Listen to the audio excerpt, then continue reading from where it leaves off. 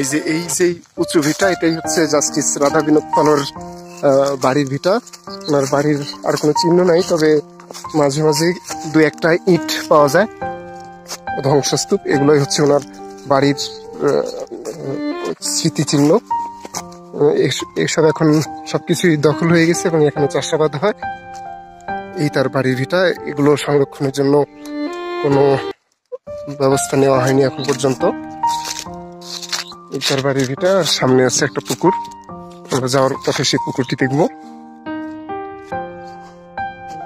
এই যে ইট আছে,